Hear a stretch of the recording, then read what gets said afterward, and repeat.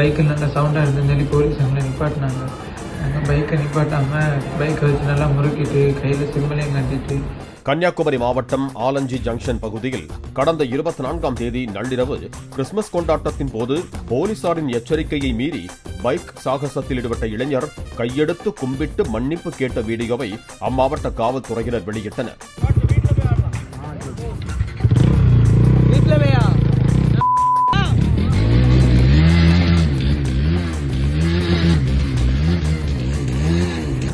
Bike நல்லா சவுண்டாக இருந்துன்னு சொல்லி போலீஸ் எங்களை நிப்பாட்டினாங்க. நாங்கள் பைக்கை நிப்பாட்டாமல் பைக்கை வச்சு நல்லா முறுக்கிட்டு கையில் சிம்மலையும் கட்டிட்டு கெட்டார்த்தை எடுத்துகிட்டு போனோம்.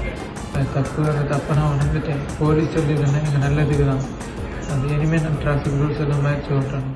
பைக்கை பறிமுதல் செய்து அந்த இளைஞரை கைது செய்த போலீசார் காவல் நிலைய ஜாமீனில் விடுவித்தனர்.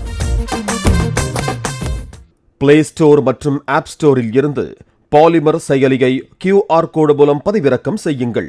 செய்திகளை உடனுக்குடன் பெறுங்கள்.